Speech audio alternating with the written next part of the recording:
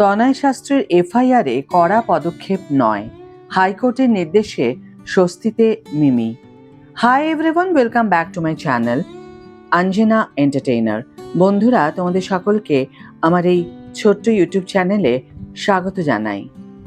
বনগাঁয়ে অনুষ্ঠান নিয়ে অশান্তির ঘটনায় স্বস্তি প্রাক্তন তৃণমূল সাংসদ তথা অভিনেত্রী মিমি চক্রবর্তীর। বিজেপির নেতা তনয় শাস্ত্রী অভিনেত্রীর বিরুদ্ধে অভিযোগ দায়ের করেন। তার পরিপ্রেক্ষিতে সুরক্ষা চেয়ে কলকাতা হাইকোর্টের দ্বারস্থ হয়েছিলেন মিমি। আদালতের তরফে আপাতত ওই এফআইআরে স্থগিতাদেশ জারি করা হয়েছে। আপাতত মিমির বিরুদ্ধে কোনো কড়া পদক্ষেপ করা যাবে না বলেই জানালো বিচারপতি কৌশিক চন্দের সিঙ্গল বেঞ্চ। উল্লেখ্য, ঘটনার সূত্রপাত গত 25শে জানুয়ারি বনগাঁর নয়াগোপালগঞ্জ যুবক সংঘের পরিচালনায় বাৎসরিক অনুষ্ঠান ছিল। সেখানে অনুষ্ঠানের আমন্ত্রণ পেয়েছিলেন অভিনেত্রী মিমি চক্রবর্তী। রাত 10:30 নাগাদ মিমির অনুষ্ঠানের সময় ছিল।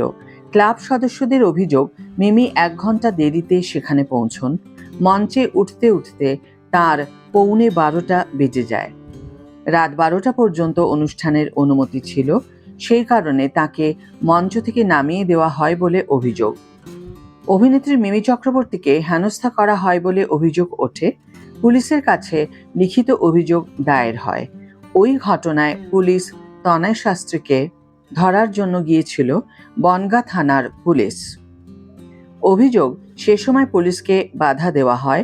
তাকে থানায় নিয়ে যাওয়ার জন্য পুলিশকে প্রথমে বেগ পেতে হয়। পুলিশকে হেনস্থা ও কাজে বাধা দেওয়ার অভিযোগেও মামলা হয় তনয় শাস্ত্রী ও ধৃত দুজনের বিরুদ্ধে। আদালতে তোলা হলে বিচারক তনয় শাস্ত্রীদের জেল হেফাজতে রাখার নির্দেশ দেন। শনিবার সেই মেয়াদ শেষে ধৃতদের আদালতে তোলা হয়। অভিনেত্রী মিমির করা মামলায় জামিন পান তনয় শাস্ত্রী।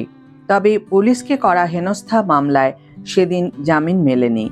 গত 12ই ফেব্রুয়ারি পুলিশের দায়ের করা মামলায় তনয়কে জামিন দেয় আদালত। তার ফলে ওই সন্ধ্যায় তনয় শাস্ত্রীর জেল মুক্তি হয়। এরপর জামিনে ছাড়া পেয়ে পাল্টা মিমির বিরুদ্ধে 20 লক্ষ টাকার মানহানির মামলা দায়ের করেন তনয় শাস্ত্রী। তার অভিযোগ অনুযায়ী একের পর এক তারিখ পেরিয়ে গেলেও আদালতে গড়হাজির মিমি। তাই তনয়ের আইনজীবী ও বিজেপির বিধায়ক তরুণজ্যোতি তিওয়ারি আদালতে নায়িকার বিরুদ্ধে চার্জশিট গঠনের আবেদন করেন। এই পরিস্থিতিতেই এবার সুরক্ষা চেয়ে আদালতের দ্বারস্থ হন অভিনেত্রী মিমি চক্রবর্তী এবং হাইকোর্টের নির্দেশে মিমির কিছুটা স্বস্তি হয়। আজকের ভিডিও এখানে শেষ করছি বন্ধুরা। ভিডিওটি যদি ভালো লেগে থাকে তাহলে অবশ্যই একটি ছোট্ট করে লাইক দিও, শেয়ার করো বন্ধুদের সাথে, কমেন্ট করে জানিও তোমাদের মতামত। যারা এখনো আমার চ্যানেলটিকে সাবস্ক্রাইব করনি তারা অবশ্যই চ্যানেলটিকে সাবস্ক্রাইব করে আমার পাশে থেকো।